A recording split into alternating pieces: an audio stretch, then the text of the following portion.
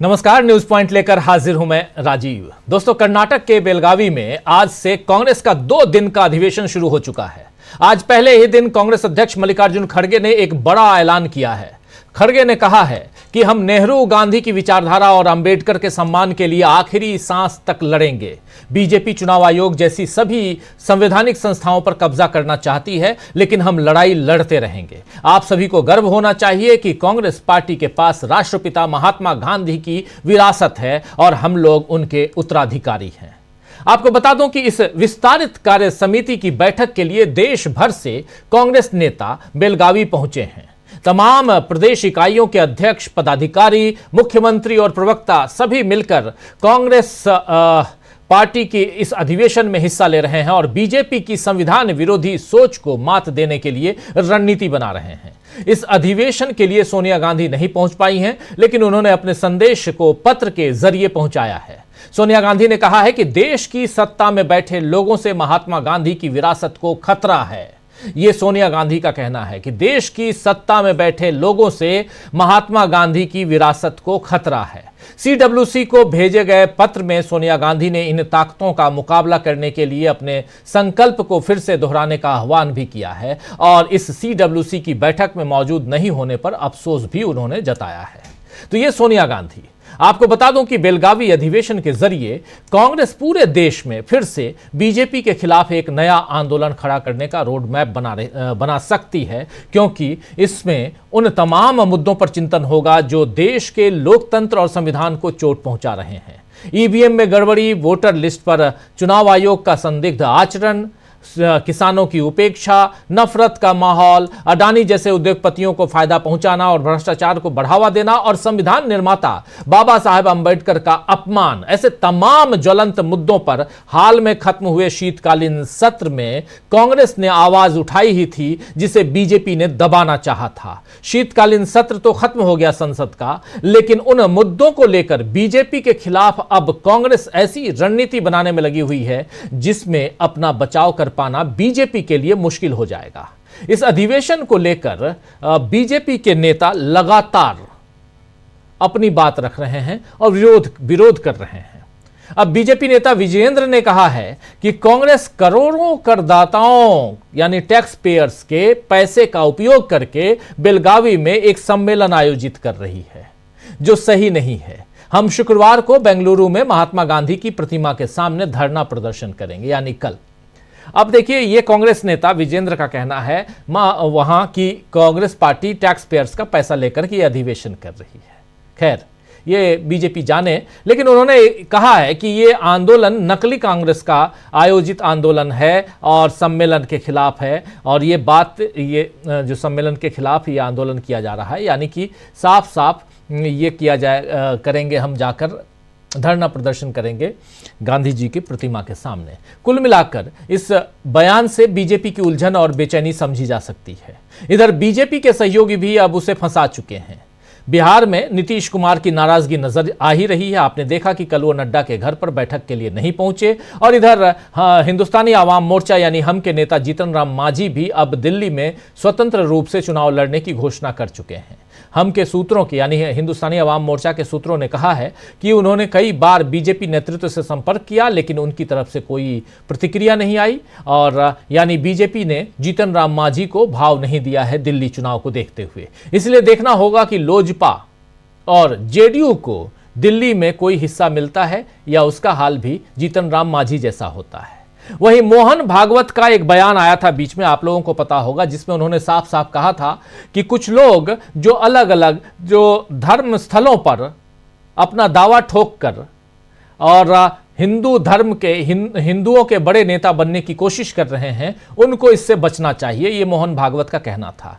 मोहन भागवत के बयान के बाद आरएसएस का मुखपत्र ऑर्गेनाइजर ने जो संपादकीय छापा है कि भारत के मुस्लिम समुदाय के लिए यह जरूरी है कि वो आक्रांताओं द्वारा हिंदुओं के साथ किए गए ऐतिहासिक अन्याय को स्वीकार करे, सोमनाथ से संभल तक और इसके आगे तक सच को जानने की यह लड़ाई धार्मिक श्रेष्ठता के बारे में नहीं है, यह हमारी राष्ट्रीय पहचान को साबित करने और सभ्यतागत न्याय के बारे में है। तो इस संपादकीय से समझा जा सकता है कि आरएसएस असल में क्या करने जा रहा है। राहुल गांधी सामाजिक न्याय की बात करते हैं और आरएसएस अब सभ्यतागत न्याय पर विमर्श कर रहा है। बीजेपी की पोल यहां भी खुल गई है, क्योंकि संघ के साथ बीजेपी के भी खाने और दिखाने के दांत अलग अलग नजर आ रहे हैं, क्योंकि आरएसएस प्रमुख एक बात कहते हैं और आरएसएस का जो मुखपत्र है वो कुछ और बात करता है। तो क्या माना जाए, ये बहुत महत्वपूर्ण है। ये सवाल उठता है कि आखिर क्या माना जाए, मोहन भागवत के बयान को सच माना जाए या जो संपादकीय में लिख दिया गया कोरे कागज पे उसको सही माना जाए। संपादकीय और वो भी मुखपत्र ऑर्गेनाइजर का, तो उसी को सही माना जाएगा दोस्तों। और ऑर्गेनाइजर कह रहा है कि सोमनाथ से संभल तक जो कुछ हो रहा है ये जरूरी है करना। आखिर ऐसा क्यों है? ये दोहरा चरित्र क्यों है आरएसएस और मोहन भागवत का? ये सवाल भी बड़ा सवाल है। लेकिन इन सब के बीच सीडब्ल्यूसी की बैठक से क्या कुछ निकल के आ रहा है, ये आप तस्वीरें देख रहे हैं। जरा फुल स्क्रीन तस्वीरों को लेके आइए। इन तस्वीरों से आप समझ सकते हैं कि उधर बेलगावी में जो हो रहा है, आपको बता दूं, हालांकि पहले भी इस पे हम लोग चर्चा कर चुके हैं। बेलगावी बहुत ही एक ऐतिहासिक जगह है। आज ही के दिन, आज से ठीक 100 साल पहले यहां गांधी जी की अध्यक्षता में कांग्रेस की 39वीं बैठक हुई थी। अधिवेशन का आयोजन किया गया था, जिसमें महात्मा गांधी ने सविनय अवज्ञा आंदोलन का ऐलान किया था। इसकी रूपरेखा वहां रखी थी और इसके बाद 6 साल बाद ये नॉन कॉपरेशन जो आंदोलन शुरू हुआ, इसकी शुरुआत हुई। उस आंदोलन ने देश को कहीं आगे तक पहुंचाया। यहीं से सत्याग्रह निकल के भी आया। लेकिन सविनय अवज्ञा आंदोलन ने अंग्रेजों की रीढ़ पर बहुत जबरदस्त चोट की थी, आपको याद होगा। और अब फिर से उसी समय इस पूरे अधिवेशन का आयोजन मल्लिकार्जुन खड़गे, राहुल गांधी, तमाम नेताओं को आप देख रहे हैं, यह आयोजन यहां पर किया गया। और यहां से क्या कुछ निकल के आएगा, इस पर सबकी निगाहें टिकी हुई हैं। तो दोस्तों, आइए आज न्यूज पॉइंट में चर्चा करेंगे कि बेलगावी अधिवेशन से क्या कांग्रेस फिर से लिखने जा रही है नया इतिहास। आरएसएस के 100 साल बनाम बेलगावी के 100 साल से क्या तय होगा कि देश अब किस दिशा में आगे बढ़ेगा? ये तमाम सवाल हैं। तमाम सवालों का जवाब ढूंढने की कोशिश करेंगे। अभी से थोड़ी देर बाद इसी अधिवेशन से रिलेटेड प्रेस कॉन्फ्रेंस भी कांग्रेस का, एक बड़ी प्रेस कॉन्फ्रेंस कांग्रेस करने जा रही है, वहां भी हम लेके चलेंगे। क्या कुछ उस प्रेस कॉन्फ्रेंस से निकल के आ रहा है वो भी हम आप तक पहुंचाएंगे, बताएंगे। लेकिन चर्चा को आगे बढ़ाते हैं। हमारे साथ कुछ वरिष्ठ साथी जुड़े हुए हैं और समझते हैं कि कैसे कांग्रेस ने बदल दिया है देश का सियासी माहौल। हमारे साथ देखिए इस वक्त 5 वरिष्ठ साथी जुड़े हुए हैं। प्रशांत टंडन जी हैं, अमलेंदु उपाध्याय जी हैं, प्रोफेसर रविकांत जी हैं, शकील अख्तर जी हैं और डॉक्टर प्रकाश हिंदुस्तानी जी हैं। आप सभी का स्वागत इस्तकबाल है। स्वागत इस्तकबाल आप तमाम दोस्त साथी शुभचिंतक आप सबका, जो अब तक जुड़ चुके हैं उनका भी और जो जुड़ने वाले हैं उनका भी। सीधे शकील जी आपके पास क्या कुछ है? शकील जी, बहुत नजदीक से आप इन खबरों पर नजरें निगाहें टिकाए हुए हैं। जो कुछ मल्लिकार्जुन खड़गे का लंबा चौड़ा भाषण, वहां से क्या कुछ निकल के आ रहा है? सोनिया गांधी की तबीयत खराब के कारण वो नहीं जा पाई, लेकिन उन्होंने अपना संदेश पत्र के यानी खत के जरिए उन्होंने भेजा है। और क्या आपको लगता है कि सचमुच देश के सियासी माहौल को बदलने में कांग्रेस का ये जो अधिवेशन है वो महती भूमिका अदा करने जा रहा है? राजीव जी, कांग्रेस अध्यक्ष मल्लिकार्जुन खड़गे ने अपने ओपनिंग रिमार्क्स में उन सारे इश्यूज को छुआ जिन पर देश की जनता सुनना चाहती थी, कांग्रेस के कार्यकर्ता सुनना चाहते थे। उन्होंने जो सबसे बड़ी घोषणा की है कांग्रेस के लिए वो ये है कि 2025 को, नेक्स्ट ईयर को, कांग्रेस संगठन सशक्तिकरण का साल मनाएगी। ये एक बहुत जरूरी मुद्दा था और खड़गे जी ने अपने 29 नवंबर की सीडब्ल्यूसी के भाषण को भी याद किया जो दिल्ली में हुई थी 1 महीने पहले ही। उसको याद करते हुए उन्होंने कहा कि हम सारे रिक्त पदों को भरेंगे। उसमें उन्होंने कहा था कि संगठन नहीं है कहीं पे भी और हमारी हार का एक बड़ा कारण यह है। तो उन्होंने आज कहा कि हम रिक्त पदों को भरेंगे और उसमें सबसे इंपॉर्टेंट बात यह है कि हम कार्यकर्ताओं को, नेताओं को ढूंढ कर लाएंगे। ये नहीं कि जो सामने दिखते हैं, जो अवेलेबल है, उन्हीं को सारे मौके दे दिए जाए। और पार्टी के बाहर के लोगों को भी हम कोशिश करेंगे कि उन्हें भी पार्टी के साथ जोड़ें, जिनकी विचारधारा पार्टी से मिलती हुई हो, जो पार्टी की आइडियोलॉजी से सहमत हो। ये बहुत बड़ी घोषणा है। ये काम इंदिरा गांधी किया करती थी। इंदिरा गांधी जो अपने सामने होते थे, उनको तो खैर मौका मिलता ही था सबको, लेकिन वो जहां भी जाती थी वहां से कार्यकर्ताओं को नेता बनाती थी। और ये एक बड़े नेता का सबसे बड़ा गुण होता है कि वो आम जनता में से कार्यकर्ता बनाता है और कार्यकर्ता में से नेता बनाता है। तो ये जो घोषणा की है मल्लिकार्जुन खड़गे ने, बहुत महत्वपूर्ण है। साथ में उन्होंने संगठन को लेकर यह भी कहा कि केवल मेहनत से ही कुछ नहीं होता है, मेहनत ही काफी नहीं है, उनके शब्द थे, समयबद्ध ठोस रणनीति भी बहुत जरूरी है। इसका मतलब कि उन्होंने अपने सारे जितने भी दुखती हुई रग थी उन पे हाथ रखा है, ईमानदारी से आत्मचिंतन किया है कि हमारी क्या कमियां हैं और हमें कैसे दूर करना है। केवल मेहनत ही काफी नहीं, मेहनत कांग्रेस ने बहुत करी, खासतौर से राहुल गांधी ने, लेकिन समयबद्ध ठोस रणनीति उसका अभाव कई जगह दिखा। आज उन्होंने स्वीकार किया कि यह बहुत जरूरी है। इसके अलावा खड़गे जी ने जो बहुत ही इंपॉर्टेंट बात कही, आज अंबेडकर का सवाल सबसे बड़ा सवाल बन गया है जी। उनके अपमान को लेकर देश भर में अब कांग्रेस ही नहीं, राजनीतिक दल ही नहीं, दूसरे संगठन भी आगे आने लगे हैं और सवाल उठाने लगे हैं और केंद्रीय गृह मंत्री अमित शाह से इस्तीफा मांगने लगे हैं। तो खड़गे जी ने बताया कि जो 1924 में बेलगावी में कांग्रेस अधिवेशन हुआ था, उसमें महात्मा गांधी ने जो सबसे बड़ा काम किया था, जो सबसे बड़ा इनिशिएटिव लिया था, वो छुआछूत और भेदभाव के खिलाफ। अंबेडकर ने भी यही काम किया था उसके बाद में। इसकी शुरुआत महात्मा गांधी ने की थी 1924 में और उन्होंने अस्पृश्यता के खिलाफ देश भर में आंदोलन शुरू किया था और महात्मा गांधी के शब्द थे, अस्पृश्यता स्वराज की राह में सबसे बड़ी बाधा है। उन्होंने अंबेडकर के अपमान को याद किया और कहा कि हम इसके खिलाफ लड़ते रहेंगे। राहुल के ऊपर इन्होंने झूठा केस किया है, हमारे लीडर अपोजिशन के ऊपर, हम डरेंगे नहीं और लगातार लड़ेंगे। अंबेडकर मुख्य मुद्दा था। तो उन्होंने कहा कि 1967 में, जो हम कई बार लिखते रहे हैं इसको, हर बार जब भी सेशन शुरू होता है हम इसको लिखते हैं, बताते हैं, 1967 में अंबेडकर की मूर्ति कांग्रेस ने संसद में लगाई थी, मुख्य द्वार के सामने। उन्होंने याद किया और इन्होंने क्या किया कि उसको ले जाके पीछे स्थापित कर दिया। उन्होंने यह भी कहा कि संविधान, तिरंगा, गांधी, नेहरू, अंबेडकर, इन सब के खिलाफ ये लोग बोलते रहे हैं, इनके पुतले जलाते रहे हैं। दूसरी एक इंपॉर्टेंट बात इसमें यह है कि राहुल गांधी ने क्या बोला। राहुल गांधी ने इसमें चुनाव आयोग की कार्यप्रणाली पर बड़े तीखे सवाल उठाए हैं। उन्होंने कहा कि चुनाव प्रक्रिया पूरी की पूरी जो है वो संदेह के घेरे में ये लोग ले आए हैं और ये डेमोक्रेसी के लिए बहुत ही खतरनाक बात। दूसरा, राहुल के बारे में भी दूसरे कांग्रेसी नेताओं ने बोला। उन्होंने राहुल से भी कहा ये कि देखिए, हम लोग तो आपसे मिल लेते हैं, संसद में भी मिल लेते हैं और कोई दूसरी उपलब्ध जगह होती है वहां पे भी हमारी मुलाकात हो जाती है, लेकिन कार्यकर्ता आपसे नहीं मिल पाता है। इसलिए आप जो है अब जिलों में जाइए, छोटी जगहों पे जाइए और वहां आप कार्यकर्ताओं से संपर्क करिए। बहुत ही इंपॉर्टेंट बात थी, राहुल ने इसको सुना कि आपका कार्यकर्ताओं से मिलना जो है बहुत ही जरूरी है।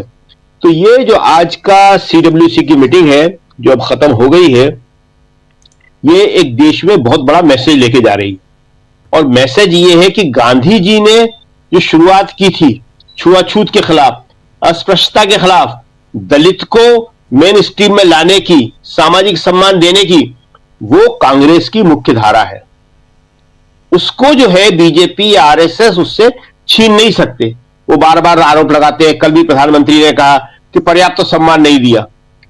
कांग्रेस ने ही उन्हें संविधान की जो प्रारूप समिति है उसका अध्यक्ष बनाया था और खुद डॉक्टर अंबेडकर ने आश्चर्य व्यक्त किया था कि अरे, मुझसे भी योग्य लोग यहां बैठे हैं और मुझे ये सम्मान दिया है।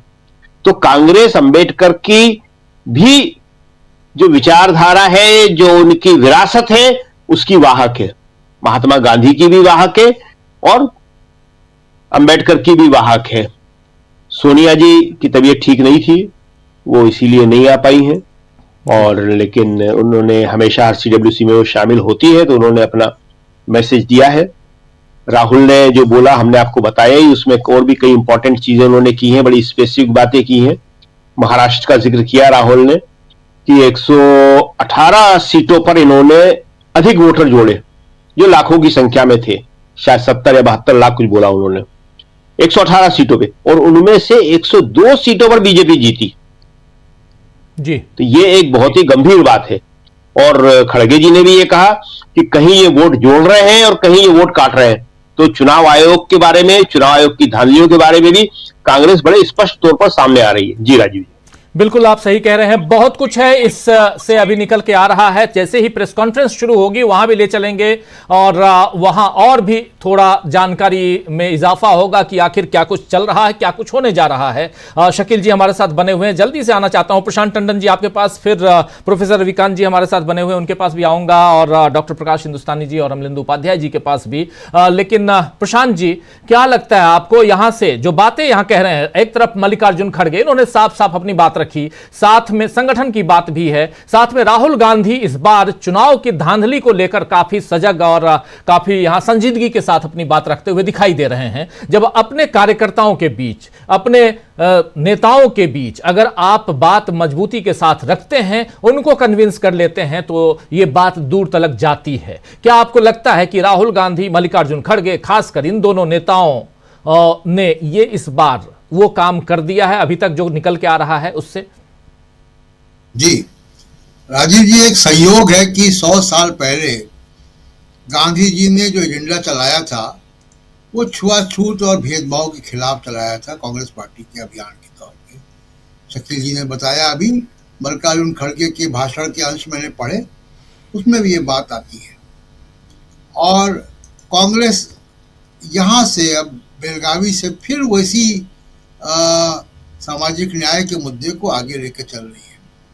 दोनों बातें हैं इसमें राजीव जी। एक, भारत के समाज का एक्सरे दिखाता है कि 100 साल में भारत के समाज में अभी भी छुआछूत, भेदभाव, ऊंच नीच मौजूद है। समाज आगे नहीं बढ़ा, संविधान के रहते हुए, लोकतंत्र के रहते हुए भी आज समाज आगे नहीं बढ़ा। दूसरी बात यह है कि कांग्रेस ने इस मुद्दे को उठाया वहां पे, ये सहयोग है। और राहुल गांधी सामाजिक न्याय के मुद्दे मुखर है, बोलते रहते हैं। लेकिन बेलगावी से मुझे उम्मीद है कि सामाजिक न्याय पे कांग्रेस अगर बहुत मुखरता से वापस आई है तो उसके लिए स्ट्रक्चर्स, आगे की लड़ाई की योजना, कार्यशैली, रणनीति सब बेलगावी से तय होकर आएगा। क्योंकि ट्रेनिंग बहुत ज़रूरी है कांग्रेस के वर्कर की, नेताओं की। और दूसरा, जैसे मैं पहले कहता रहा हूँ कि मीडिया को लेकर, कम्युनिकेशन को लेकर कांग्रेस को एक रणनीति तैयार करनी चाहिए कि उसका मीडिया की रणनीति क्या हो। एक और जो वहां से निकल कर आ रहा है, डॉक्टर अंबेडकर की और जय भीम, वहां पे कांग्रेस की रैली में एक शब्द आया है जी, ये भी कांग्रेस के नए कमिटमेंट को जो है वो प्रदर्शित कर रहा है। एक बहुत बड़ी बात जो एनडीए में देखने को मिल रही है, जिसकी चर्चा आप कर रहे थे, कि वहां पे नीतीश कुमार नहीं आए। कल अमित शाह ने ये कहा बंद कमरे में एनडीए के नेताओं से कि डॉक्टर अंबेडकर वाले मामले पर, यानी डॉक्टर अंबेडकर को अपमान करने वाले मामले में जिसमें बीजेपी घिर रही है, घिर चुकी है, उसमें एनडीए के नेता ही मदद करें जी। एनडीए के नेता कैसे मदद करेंगे? क्या चंद्रबाबू नायडू, नीतीश कुमार, एनडीए के दूसरे पार्टनर्स संभल में बीजेपी के साथ खड़े होंगे? ये कि यही एक मुख्य अंतर है एनडीए और इंडिया गठबंधन में। इंडिया गठबंधन में जो पार्टियां हैं उनकी विचारधारा लगभग एक जैसी है, 90% मुद्दों पर सहमति है। उसका उल्टा वहाँ एनडीए में है कि जहाँ 90% मुद्दों पर असहमति है। डॉक्टर अंबेडकर पे साथ आ जाएंगे बीजेपी के सहूलियत के लिए, तो फिर बीजेपी, क्या वो बीजेपी उनके लिए संभल या जो मस्जिदों खुदाई कर रहे हैं या वो चर्चों के खिलाफ जो डांस हो रहा है कल, या अभी कल वाजपेयी जी के 100वीं जयंती पर गांधी जी का भजन गाने पर रोक दिया गया है गायिका को। जी, पटना में माफी मंगवाई गई। पटना में जी माफी मंगवाई गई उससे। भजन क्या था? रघुपति राघव राजा राम। उसमें इनको तकलीफ थी ईश्वर अल्लाह तेरो नाम पे। जैसे ही ईश्वर अल्लाह तेरो नाम वो गाई हैं, वैसे ही वहां हंगामा हो गया। उसके बाद अश्विनी चौबे थे वहीं भी मौजूद, वो आकर जय श्री राम के मंच पे आके सबसे पहले तो माफी मंगवा के जो गायिका हैं उनको किनारे किया गया, उनको उतारा गया मंच से, और उसके बाद जय श्री राम के नारे लगने लगे। ये है देश। इस पर प्रियंका गांधी ने ट्वीट किया है और बहुत महत्वपूर्ण ट्वीट है। उस ट्वीट को मैं पढ़ के सुना देता हूं। थोड़ी देर में कहूंगा अपनी टीम से कि वो स्क्रीन पे भी ले आए। प्रियंका गांधी कह रही हैं कि बापू का प्रिय भजन गाने पर भाजपा नेताओं ने लोक गायिका देवी जी को माफी मांगने पर मजबूर किया। रघुपति राघव राजा राम पतित पावन सीता राम उनसे नहीं सुना गया। दुनिया को दिखाने के लिए बापू को फूल चढ़ाते हैं, लेकिन असल में उनके प्रति कोई आदर नहीं है। दिखावे के लिए बाबा साहब अंबेडकर का नाम लेते हैं, लेकिन असल में उनका अपमान करते हैं। भाजपा को हमारी सहिष्णु और समावेशी संस्कृति परंपरा से इतनी नफरत है कि वे हमारे महापुरुषों को बार बार अपमानित करते हैं। यह बात प्रियंका गांधी ने कही है। बहुत महत्वपूर्ण बात है, और यह इसीलिए क्योंकि यहां से एक तस्वीर जो है वो बहुत बहुत ये दुखद है कि अगर कोई बापू के भजन को गा रहा है, रघुपति राघव राजा राम गा रहा है, तो मंच से उस गायिका को, लोक गायिका देवी जी, उनको उतार कर जय श्री राम के नारे लगवाते हैं। किस देश में हम रह रहे हैं प्रशांत जी? किस देश में आखिर हम हैं? और यहां अंबेडकर, और ये बहुत बहुत दुखद है। जी प्रशांत जी। उन गायिका से माफी मंगवाई, उनका क्या दोष है? माफी तो अमित शाह को मांगनी है। एक भजन गायिका को, जो प्रतिष्ठित भजन गायिका है, उनको आपने उनसे माफी मंगवाई। मुद्दा देखिए राजीव जी, ये है कि क्या गांधी जी के इस भजन पर नीतीश कुमार, चंद्रबाबू नायडू एक होंगे? क्या साथ आएंगे? अभी तो ये माना जाए कि साथ हैं, क्योंकि वो साथ में है, क्योंकि उनका कोई बयान नहीं आया। प्रियंका गांधी का बयान दे सकती तो वो भी बयान दे सकते हैं। इसलिए जो एनडीए का कुनबा है, उसमें अगर अमित शाह ये कह रहे हैं कि अंबेडकर के मामले में हमको बचाने के लिए साथ आइए जी, लेकिन संभल में खुदाई हम करेंगे, आप समर्थन जारी रखिए। गांधी जी का भजन हम नहीं गाने देंगे, समर्थन जारी रखिए। ये जो दादागिरी है बीजेपी की, ये जी, ये जरा ये देख लीजिए प्रियंका गांधी का जो ये ट्वीट है। बापू का प्रिय भजन गाने, जो मैं अभी बता रहा था, प्रिय भजन गाने पर भाजपा नेताओं ने लोक गायिका देवी जी को माफी मांगने पर मजबूर किया। रघुपति राघव राजा राम पतित पावन सीता राम उनसे नहीं सुना गया। दुनिया को दिखावे के लिए बापू को फूल चढ़ाते हैं, लेकिन असल में उनके प्रति कोई आदर नहीं है। दिखावे के लिए बाबा साहब अंबेडकर का नाम लेते हैं, लेकिन असल में उनका अपमान करते हैं। भाजपा को हमारी सहिष्णु और समावेशी संस्कृति परंपरा से इतनी नफरत है कि वे हमारे महापुरुषों को बार बार अपमानित करते हैं। ये बात यहां पर कह रही हैं प्रियंका गांधी। यही बात अभी बता भी रहा था, लेकिन खैर प्रशांत जी अपनी बात रखिए प्लीज।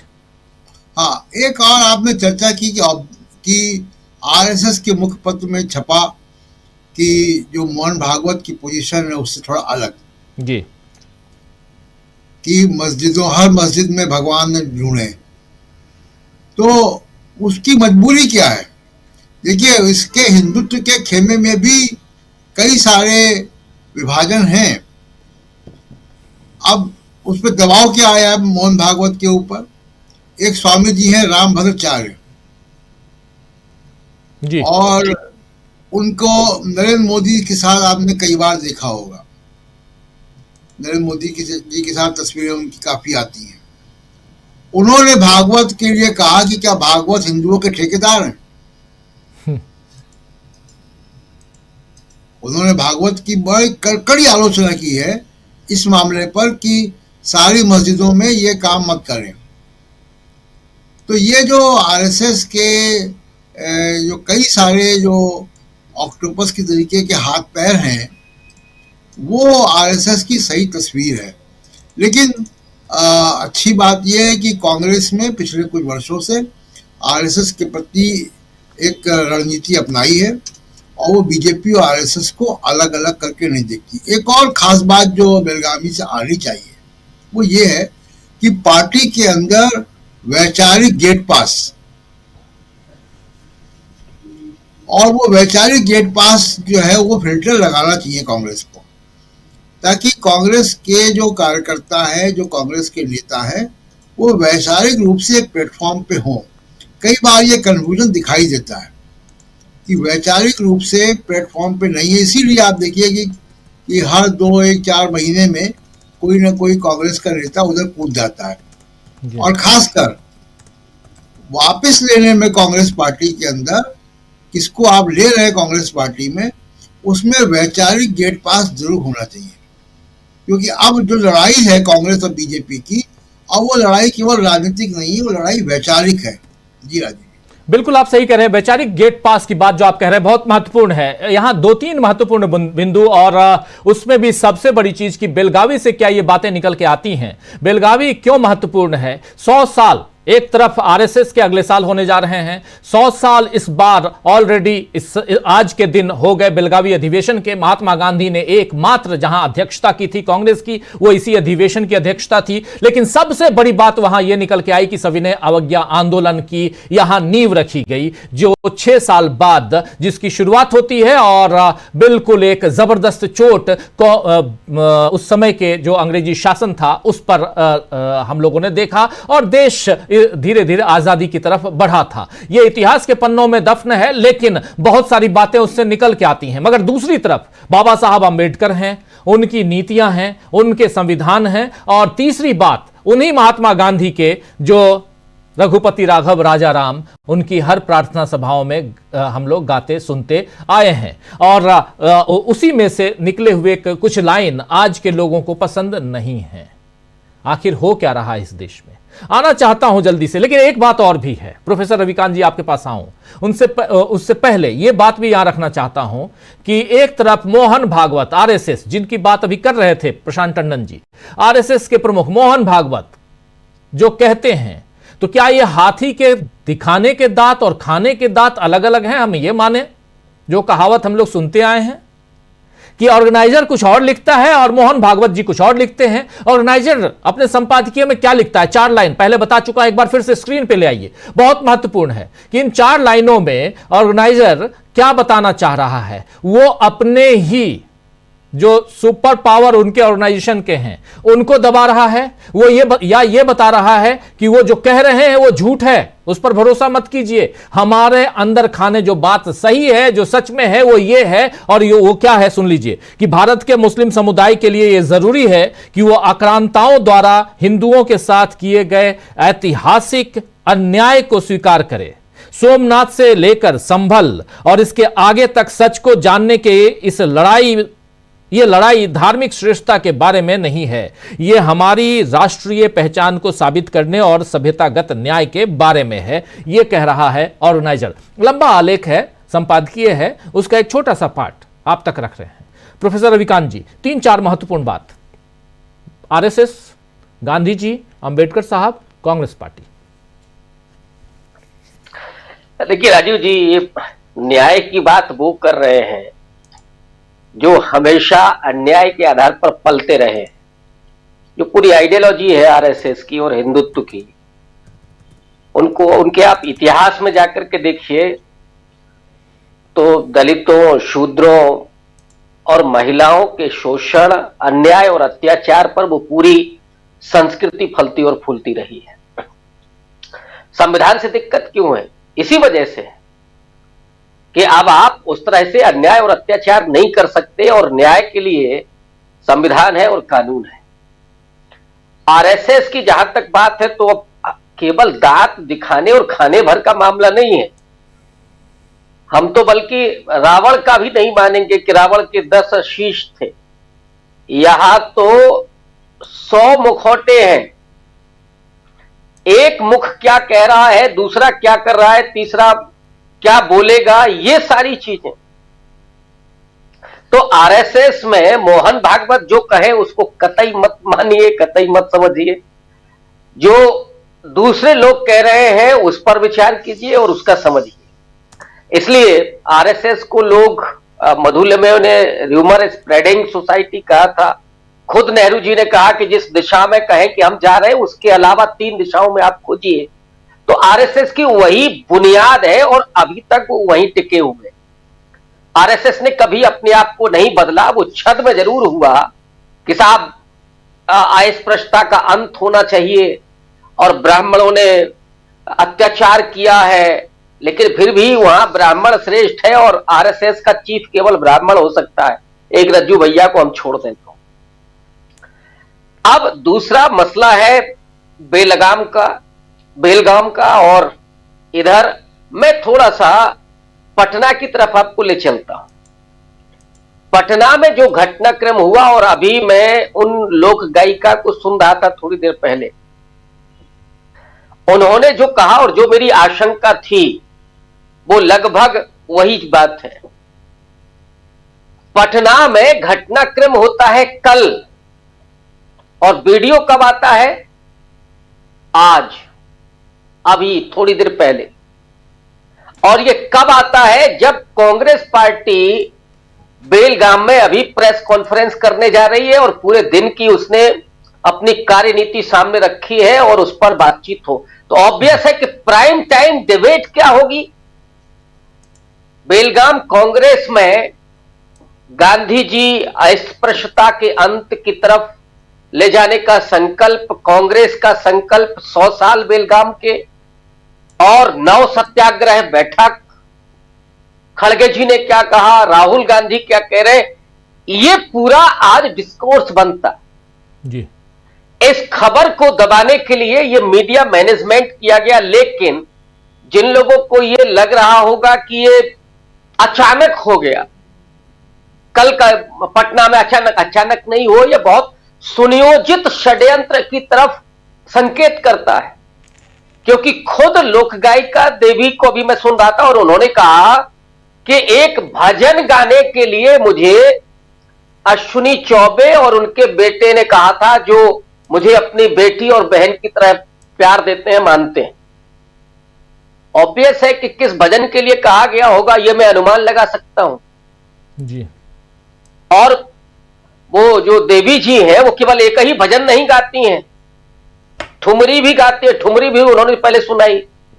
लेकिन जैसे ही वो भजन गाती हैं वो साजिश की शिकार हुई। मैं ये नहीं कह रहा हूं कि वो खुद उस साजिश में शामिल है, उनको कहा गया भजन गाने के लिए, और जैसे ही वो भजन गाती हैं वहां वो जो जोम्बी ग्रुप है जो बनाया गया है, जो भक्त मंडली है, उनके भीतर कुछ शब्द ऐसे हैं कि जैसे ही वो आते हैं वो बिलबिलाने लगते हैं। जैसे कान में नहीं पिघला हुआ आप शीशा डाल दीजिए, वैसे ही आप कहीं नेहरू बोल दीजिए, राहुल गांधी बोल दीजिए, गांधी बोल दीजिए, अब तो संविधान बोल दीजिए, अंबेडकर बोल दीजिए। ये लगता है उनको जैसे उनका कान में खौलता हुआ तेल डाल दिया है, बिलबिला उठते हैं। और वही हुआ। और फिर उनको संभालने के लिए इस लोक गायिका को, जिसके प्रति सम्मान करना चाहिए, और ये देश सर्वसार है आज, ये सिर्फ राष्ट्रपिता के उस भजन का अपमान ही नहीं है, एक लोक गायिका के भी अपमान का मामला है, एक महिला के अपमान का भी मामला है, और उससे माफी मंगवाई जाती है बाकायदा। अब इसका एस्पेक्ट आप देखिए। एक तो मैंने कहा कि आज प्राइम टाइम में क्या होगा, और गोदी मीडिया पर देख लीजिए केवल यही चर्चा चल रही। जिन लोगों को यह लग रहा है ना कि इससे बीजेपी डैमेज होगी, कतई नहीं, ये सारी साजिश है। दूसरा जो इसका पहलू है कि अभी डॉक्टर अंबेडकर के अपमान के मुद्दे पर अमित शाह घिरे हुए हैं। अमित शाह को बचाने के लिए शिगुफा छोड़ा गया है कि गांधी जी, और गांधी जी का चलेगा, गांधी जी के अपमान हुआ, कांग्रेस पार्टी पीछे पड़ेगी, विपक्ष लगेगा, अंबेडकर को बुला देंगे और उसके बाद बच के निकल लेंगे मोटा भाई। ये असली खेल मुझे ये दिखाई पड़ रहा है। तो इस विपक्ष को समझना है कि वो क्या स्टेप लेता है। हालांकि प्रियंका गांधी ने अपने ट्वीट में डॉक्टर अंबेडकर का नाम लिया, लेकिन जो खेल यहां से खेला जा रहा है उसको समझ करके, और मुझे ताज्जुब तो नीतीश कुमार पर है। नीतीश कुमार को क्या बंधक बना लिया है क्या? उस आदमी के लिए गांधी कोई प्रेरक, कोई श्रद्धा के केंद्र नहीं है। भारतीय जनता पार्टी को तो हम जानते हैं, 1980 में वो बनी और उसका वैचारिक दर्शन गांधीवादी समाजवाद था, लेकिन असल में उसके भीतर तो हमेशा से गॉड से रहा है। ये तो ज्यादातर लोग जानते हैं कि मुंह पर गांधी थे और दिल में उसके गॉड से थे। गांधी की हत्या पर जिन्होंने जश्न मनाई, मिठाइयां बांटी, वो गांधी का नाम लेते हो, कैसे लेते होंगे? लेकिन असली खतरा उन्हें अंबेडकर से है।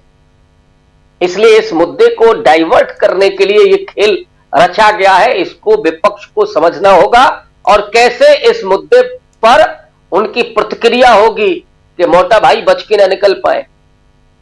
अमित शाह जो सोच रहे हैं ना कि मामला डाइवर्ट हो जाएगा, मैं कल गोरखपुर में था राजीव जी, और मैं पहले भी कहता रहा हूं कि जो जमीन पर हो रहा है, मैं हर संडे लगभग कहीं ना कहीं होता हूं जी, ये मेरा दायित्व है। मैं कोई वैसे नहीं जाता, मैं अपने दायित्व का निर्वहन करने के लिए जाता हूं। जो चल रहा है, और इस समय बहुत गुस्सा है लोगों में, खास करके दलितों के बीच में, अमित शाह के इस वक्तव्य को लेकर के माफी मांगने से काम नहीं चलेगा। वहां तो आर पार की लड़ाई के मूड में है लोग कि अगर ये नहीं स्वीकार करते हैं तो फिर अब दो हाथ होगा। ये देश को क्या गृह युद्ध की तरफ आप लेकर के जा रहे हैं? क्या चाहते क्या है? रसातल में ले जाएंगे। एक तरफ मुसलमानों को आप, दूसरी तरफ दलितों को। मुस्लिम तो साहब लड़ाई लड़ भी नहीं सकता उसके साथ जो कर रहे हैं, अब दलितों को भी किनारे लगा रहे हैं। लेकिन ये भूल रहे हैं कि वो चंद जो ज़ॉम्बी ग्रुप पैदा किया है ना, जिनके कान में जो शब्द पढ़ते ही बिलबिला उठते हैं जी, उनकी संख्या बहुत ज्यादा नहीं है। ये देश गांधी, अंबेडकर, नेहरू के मूल्यों पर और संवैधानिक मूल्यों पर चलने के लिए तैयार और तत्पर है। वो इसको कितने समय तक झेलेगा?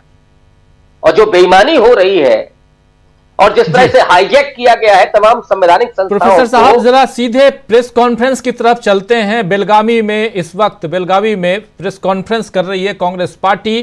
क्या कुछ वहां से निकल के आ रहा है जरा सुन लेते हैं। जल्दी से चलते हैं, सीधे उधर चलेंगे और दिन भर जो कुछ हुआ, आगे क्या कुछ होने जा रहा है, जरा वो सुनते हैं सीधे कांग्रेस के प्रवक्ताओं से, और उसके बाद फिर उस पर चर्चा करेंगे। जरा ले आइए तत्काल स्क्रीन पर तमाम प्रेस कॉन्फ्रेंस पे चलते हैं, लेकिन आप अपनी बात पूरी कर लीजिए प्रोफेसर रविकांत जी। चलते हैं, उस साइड भी चलेंगे जी। नहीं, मैं बस उसको समाप्ति कर रहा था। आवाज बढ़ाइए जी जी प्लीज। मैं अपनी बात को समाप्ति कर रहा था कि ये देश उसके लिए तैयार है नहीं। आप कब तक उसको इस तरह से करेंगे? इस देश का चाहे किसान हो, दलित हो, मुसलमान हो, ईसाइयों पर, इसी लखनऊ में क्या हुआ जहां मैं बैठा हुआ साहब, जहां ईसा मसीह के जन्म का उत्सव मनाया जा रहा था, वहां सामने साहब भजन गा करके, और भजन गाना कोई बुरी बात नहीं है, लेकिन उस पूरे समारोह को जिस तरह से आप बाधित कर रहे हैं, वो आपके इरादे को दिखाता है। और उधर मोदी जी ईसा मसीह का जन्म मनाने के लिए वहां साहब कैंडल जला रहे हैं। ये जो छद्म है, इस छद्म को क्या लोग अनदेखा कर जाएंगे? क्या लोगों को समझ में नहीं आ रहा? तो ये बहुत वक्त नहीं है। बेहतर होगा कि संविधान की तरफ लौट आए मोदी जी, वही अच्छा होगा इस देश के लिए भी और उनके लिए भी। बिल्कुल आप सही कह रहे हैं। एक जबकि आप लोगों के बीच रहते हैं, इसलिए ये जरूरी भी है। लेकिन चलिए पहले देखते हैं प्रेस कॉन्फ्रेंस में चल क्या रहा है। महत्वपूर्ण निर्णय लिए गए। पहले निर्णय 2 प्रस्ताव थे। एक प्रस्ताव का नाम था महात्मा गांधी के पथ पर, वो पारित हुआ सर्वसम्मति से। और दूसरा प्रस्ताव का नाम नव सत्याग्रह बैठक का रेजोल्यूशन भी पारित हुआ सर्वसम्मति से। ये 2 प्रस्ताव आप सबको मिल गए होंगे, डिस्ट्रीब्यूट हो चुका है और आप पढ़ सकते हैं। व्हाट्सएप पर मिल गया होगा आपको। दूसरा महत्वपूर्ण निर्णय 2025 फरवरी से लेकर 2025 नवंबर तक कोई चुनाव नहीं होने वाले हैं। हमारे देश में। बिटवीन फरवरी से लेकर नवंबर तक दिल्ली, और पहले दिल्ली होगा, बाद में बिहार होगा। इस बीच 2025 संगठन का वर्ष है कांग्रेस पार्टी के लिए। संगठन सृजन कार्यक्रम, संगठन सृजन कार्यक्रम यानी को संगठन को और मजबूत बनाने के लिए ब्लॉक, मंडल, जिला, राज्य और राष्ट्रीय स्तर पर जो निर्णय लेने हैं कांग्रेस अध्यक्ष और सभी नेता लेंगे, और संगठन सृजन कार्यक्रम इमीडिएटली लिया जाएगा और 2025 में इसको हम खत्म करेंगे ताकि संगठन और प्रभावशाली और मजबूत हो। तीसरा जो निर्णय लिया गया है, कल बेलगावी में जय बापू, जय भीम, जय संविधान रैली होने वाली है, और ये जय बापू, जय भीम, जय संविधान रैली कल से लेकर पहले चरण में 26 जनवरी 2025 को महू में, जो डॉक्टर बाबा साहब अम्बेडकर का जन्म स्थल है, जन्मभूमि है, वहां एक विशाल रैली होगा। और ये अभियान जय बापू, जय भीम, जय संविधान, इसको जो बेलगावी में शुरू हो रहा है उसको हम महू तक ले जाएंगे। साथ ही साथ चौथा निर्णय ये है कि 26 जनवरी 2025 से लेकर 26 जनवरी 2026 को, यानी कि जनवरी 26 2025 से लेकर जनवरी 26 2026, यानी कि एक साल के लिए संविधान बचाओ राष्ट्रीय पद यात्रा होगा। संविधान बचाओ राष्ट्रीय पद यात्रा गांव गांव, कस्बा कस्बा, शहर शहर, हर राज्य में संविधान बचाओ राष्ट्रीय पद यात्रा होगा। सभी वरिष्ठ नेता इसमें शामिल होंगे। इसमें संविधान को लेकर, आर्थिक व्यवस्था को लेकर, लोकतंत्र को लेकर, इलेक्शन कमीशन को लेकर, अडानी को लेकर, सभी मुद्दे इसमें शामिल होंगे। और जैसा हम मानते हैं कि भारत जोड़ो यात्रा से कांग्रेस को संजीवनी मिली और हमारे राजनीति में एक परिवर्तनकारी क्षण था, उसके बाद भारत जोड़ो न्याय यात्रा हुआ। अभी एक साल के लिए 26 जनवरी 2025 से संविधान बचाओ राष्ट्रीय पद यात्रा होगा। और पांचवा और अंतिम निर्णय है कि अप्रैल के कुछ ही पहले 2 हफ्तों में गुजरात में एआईसीसी का अधिवेशन होगा। इसमें करीब 2000 कांग्रेस कार्यकर्ता और नेता शामिल होंगे। गुजरात में इस बैठक होने का कारण यही है कि महात्मा गांधी के जो आदर्श हैं, महात्मा गांधी जी को जो मूल्य है, महात्मा गांधी जी ने हमें जो सिखाया था, उस पर प्रधानमंत्री, गृह मंत्री, आरएसएस, बीजेपी की ओर से हमला हो रहा है, आक्रमण हो रहा है। इसीलिए हम गुजरात में अप्रैल के पहले 15 दिन में एआईसीसी का अधिवेशन करने वाले हैं। तो ये 5 महत्वपूर्ण निर्णय लिए गए, प्रस्ताव आपके पास है।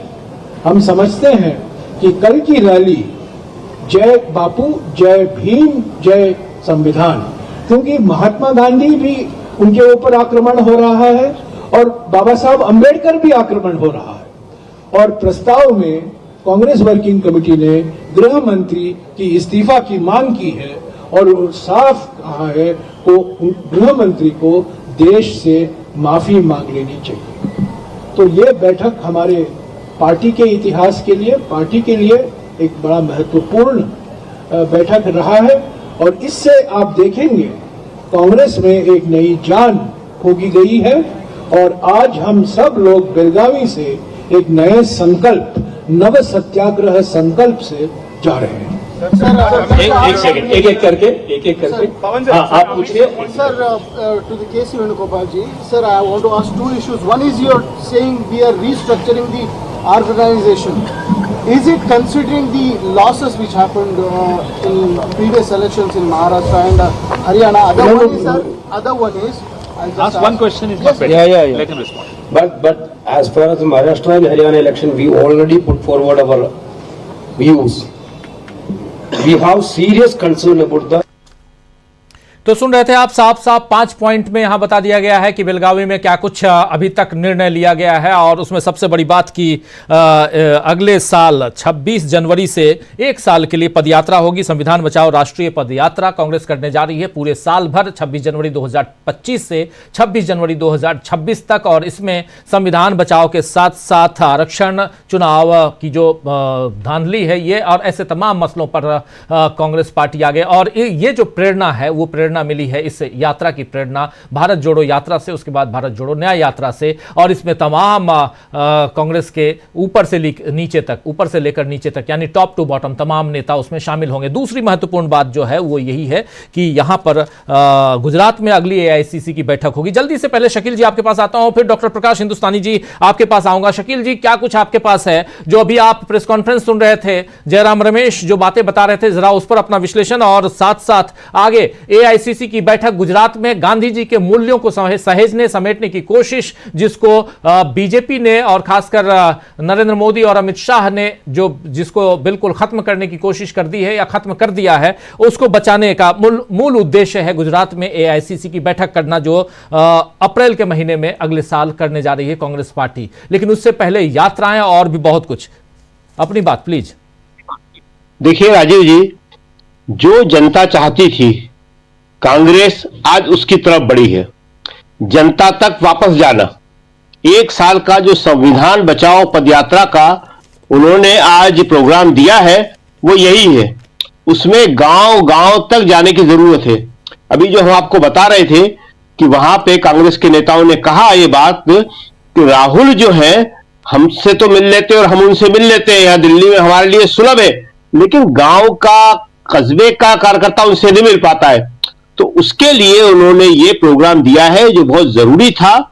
इससे कार्यकर्ताओं में वापस उत्साह आएगा और कांग्रेस की बात जनता तक पहुंचेगी। इसके अलावा जो कांग्रेस के एआईसीसी के अधिवेशन की बात है गुजरात में, वो बहुत जरूरी था, क्योंकि लास्ट अधिवेशन जो है वो करीब 2 साल पहले रायपुर में हुआ था और 2 साल बाद 2.5 साल 2 साल ही होंगे उसको, वो शायद फरवरी में हुआ था। तो गुजरात में अधिवेशन होके वहां से एक नई कांग्रेस में ऊर्जा और जान जो है वो लाई जाएगी। जो कल की रैली है वो बहुत ही इंपॉर्टेंट है। जय बापू, जय भीम, जय संविधान। क्योंकि देखिए हमने बताया था कि 100 साल पहले छुआछूत के खिलाफ, अस्पृश्यता के खिलाफ, यहीं से महात्मा गांधी ने आंदोलन की शुरुआत की थी। और बीजेपी बात बहुत सारी करती है इन सारे विषयों के ऊपर, लेकिन वो शायद बता नहीं पाएगी कि उसका कौन सा आंदोलन, उसका कौन सा अभियान जो है छुआछूत के खिलाफ शुरू हुआ हो। कभी छुआछूत के खिलाफ, अस्पृश्यता के खिलाफ वो नहीं बोली है। तो कांग्रेस जो है संविधान बचाओ पदयात्रा के जरिए जो है ये बात भी लोगों के बीच में लेके जाएगी कि गांधी की जो विरासत है वो तो हमारे पास है ही, अंबेडकर की विरासत जो है वो भी हमारे पास ही है। क्योंकि जो पहला प्रस्ताव कांग्रेस ने पास किया है वो है महात्मा के पथ पर, और उसमें अंबेडकर जी भी साथ में शामिल है। दूसरी जो एक खास बात है वो ये है कि कांग्रेस अब इस बात को अच्छी तरह समझ गई है कि बात अपनी जनता तक पहुंचाना, लोगों तक पहुंचाना का काम खुद उसको करना पड़ेगा, कोई और उसके काम को करने वाला है नहीं है। गांधी जी ने यह बात बहुत पहले समझ ली थी, नेहरू ने यह बात बहुत पहले समझ ली थी। नेहरू ने इसीलिए अपना नेशनल हेराल्ड अखबार निकाला था। उन्होंने कहा था कि ये अंग्रेजी के जितने अखबार हैं सब अंग्रेजों की बात लिखते हैं, कांग्रेस की बात, आजादी की बात, जनता की बात कोई नहीं लिखता है। तो उन्होंने निकाला था। अब कांग्रेस इसको किस तरह पहुंचाएगी, एक बहुत ही डिफिकल्ट बात थी। इतनी बड़ी दो यात्राएं, एक पहली यात्रा फिर दूसरी न्याय यात्रा, लेकिन जनता तक बात उतनी पहुंच नहीं पाई जितनी पहुंचना चाहिए थी। खड़गे जी ने आज कहा है अपने ओपनिंग रिमार्क इस बात को कि सिर्फ मेहनत ही काफी नहीं है। जी। बहुत बड़ी बात कही है उन्होंने कि मेहनत तो राहुल के मुकाबले कोई नहीं कर रहा है आज देश में। बहुत मेहनत कर रहे हैं, अलग अलग समूहों से मिलते हैं, दो इतनी बड़ी बड़ी यात्रा की जो मिला के 10,000 किलोमीटर होती है करीब करीब, लेकिन बात जनता तक पहुंच रही है, लेकिन जिस तरह से पहुंचना चाहिए थी वो नहीं पहुंच रही है। जो 1 साल पूरी संविधान बचाओ पदयात्रा होगी वो बहुत बड़ी बात होगी, इससे जनता तक बात पहुंचेगी। और जो बात हम पहले कहते रहे हैं उसको फिर हम दोहरा दें कि कांग्रेस को चाहिए कि इसके लिए बहुत बड़ी तादाद में बुकलेट छपवा के अपने साथ रखे, गांव गांव में जाए, देखे आए लोगों को। आपकी एक बुकलेट उसके पास हमेशा रखी रहती है। तो कांग्रेस यहां से बहुत बड़ा एक मैसेज लेके जा रही है और कल की रैली पे निगाहें होंगी। कल जो रैली है उसमें क्या होता है देखिए। बिल्कुल बिल्कुल सही आप कह रहे हैं कि कल जय बापू जय भीम जय संविधान रैली कल, और उससे पहले आज बापू की राह पर महात्मा गांधी के पथ पर चलने का शपथ जो है वो लेते हुए यहां कांग्रेस पार्टी और आगे बढ़ रही है। अप्रैल के पहले या दूसरे सप्ताह में एआईसीसी की बैठक, बड़ी बैठक होगी वहां गुजरात में, लेकिन उससे पहले बेलगावी में जो बैठक हो रही है उस बैठक से क्या निकल के आ रहा है वो आप तक हम रख रहे हैं। और सबसे बड़ी बात कि 26 जनवरी 2025 से 26 जनवरी 2026 तक पूरे साल भर कांग्रेस पैदल यात्रा करेगी और यात्रा का नाम है संविधान बचाओ राष्ट्रीय पद यात्रा। जरा आना चाहता हूं डॉक्टर प्रकाश हिंदुस्तानी जी, माफी चाहूंगा काफी लंबे वक्त तक आपको इंतजार करवाया, लेकिन बहुत कुछ यहां आ चुका है, प्लीज अपनी बात। एक बात तो यह है राजीव जी कि जिस बात का ऐलान किया गया है संगठन सृजन कार्यक्रम, इस पर कांग्रेस ने अमल पहले ही शुरू कर दिया है, घोषणा बाद में की है। मध्य प्रदेश में कांग्रेस ने जिला लेवल पर, पंचायत लेवल पर, नगर पालिका के वार्ड के स्तर पर, मोहल्ला स्तर पर अपनी कमेटियां बना दी और उन्हें सक्रिय कर दिया है। तो ये एक अच्छी शुरुआत। कांग्रेस को लगता था कि जिस तरह बीजेपी माइक्रो मैनेजमेंट की बात करती है वो कोई बड़ा रॉकेट साइंस तो है नहीं, तो हम भी कर सकते हैं, तो कांग्रेस ने शुरू कर दिया है। जय बापू जय भीम जय जय संविधान रैली के बारे में जो महू में 26 जनवरी को जिसका आगाज होगा, रैली का पूरे देश में इसकी बात होगी। तो महू में जब राहुल गांधी की भारत जोड़ो यात्रा निकली थी तब महू में एक आम सभा की गई थी ड्रीमलैंड चौराहे पर, जिसमें मल्लिकार्जुन खड़गे और राहुल गांधी ने संबोधित किया था। वहां भी संविधान की बात हुई थी। उसके पहले डॉक्टर अंबेडकर की प्रतिमा पर गए थे दोनों दिग्गज नेता और वहां से ये संदेश भी लोगों तक पहुंचाया था। लेकिन अब कांग्रेस इस बात को लेकर बहुत सक्रिय और बता रही है कि देश में संविधान को लेकर, बापू को लेकर जो बातें हो रही है वो कहां पहुंची। अब बीजेपी न केवल बापू को डिफेम कर रही है बल्कि अंबेडकर को भी डिफेम करने लगी है और संविधान की भी अवहेलना करने की कोशिश कर रही है। तो यह संदेश निश्चित ही राहुल गांधी कह रहे हैं, वे अगर हाथ में संविधान की प्रति लेकर घूम रहे हैं, हर जगह लोगों को संविधान दिखा रहे हैं, बता रहे हैं कि संविधान खतरे में है, तो इसका अर्थ क्या है। दूसरी बात है कि जब राहुल गांधी अकेले भारत जोड़ो यात्रा करते हैं या भारत जोड़ो न्याय यात्रा करते हैं, उनके साथ कुछ ही लोग थे, लेकिन अब जो यात्रा निकलने वाली है संविधान बचाओ राष्ट्रीय पद यात्रा, ये उस तरह जाएगी कि माइक्रो लेवल पर, गांव गांव में, मोहल्ले मोहल्ले में, चप्पे चप्पे पर कांग्रेस का संदेश पहुंचेगा। और इसके बाद मुझे लगता है कि जनता समझेगी इस बात को गंभीरता से और कांग्रेस इस पूरे मुद्दे को वोट में तब्दील कर पाएगी, इस बात का अनुमान लगाया जा सकता है। बेलगामी में जहां सम्मेलन हो रहा है, बड़ी महत्वपूर्ण जगह है, 100 साल हो रहे हैं, ठीक 100 साल बाद कांग्रेस ने बिल्कुल सही जगह चुनी है और बताया है कि देखिए हमारी विरासत क्या थी, देश को पुनः याद दिला रहे। 100 साल पहले जब वहां अधिवेशन हुआ था बेलगांव में, तो अधिवेशन में आने वाले लोगों को पानी पिलाने के लिए कुआं खोदा गया था। वो कुआं 100 साल बाद भी जीवित है और कांग्रेस कुआं उसे कहा जाता है। ये बात भी लोगों को तो कांग्रेस के कार्यकर्ताओं के जरिए पहुंच रही है। उस सम्मेलन में आंबेडकर ने जिन जिन मुद्दों पर कांग्रेस के नेताओं से असहमति जाहिर की थी, आप पाएंगे कि प्रकारांतर में भारत की आजादी के बाद और संविधान बनने के बाद उन सभी बातों को देश में कांग्रेस की सरकारों ने लागू किया। यह बात और है कि हिंदू कोड बिल उस वक्त एक मुश्त पास नहीं हो सका, लेकिन हिंदू कोड बिल को टुकड़ों टुकड़ों में जवाहरलाल नेहरू ने पास करा दिया। यह बड़ी बात थी। आंबेडकर चाहते थे कि आजादी के वक्त पूरे देश की भूमि का राष्ट्रीयकरण हो, तो प्रकारांतर में कांग्रेस की सरकार ने, नेहरू जी की सरकार ने जमींदारी उन्मूलन किया और जमींदारों से जमीन वापस की। बाद में विनोबा भावे का आंदोलन भी चला। तो जो बातें 100 साल पहले बेलगाम से शुरू हुई थी, कांग्रेस उन्हीं बातों को लेकर आगे बढ़ रही है। दूसरी तरफ जो सत्तारूढ़ पार्टी है वो ईश्वर अल्लाह तेरे नाम गाने पर आपत्ति जता रही है।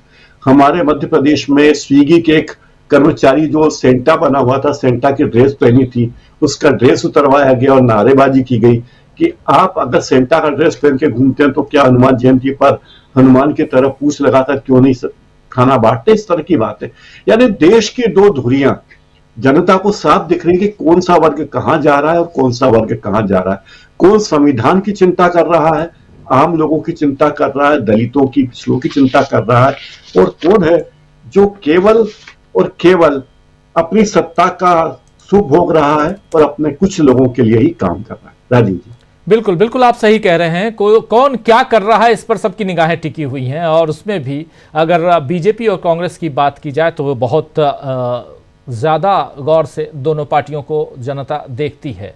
और अब बेलगामी में जो कुछ हो रहा है वो बहुत महत्वपूर्ण है, क्योंकि यहाँ से अब कांग्रेस एक रूपरेखा जनता के बीच, अपने चाहने वालों के बीच, अपने वोटर्स के बीच, या वो वोटर्स जो छिटक गए हैं, बिदक गए हैं कांग्रेस पार्टी से, उसके बीच रख रही है कांग्रेस पार्टी।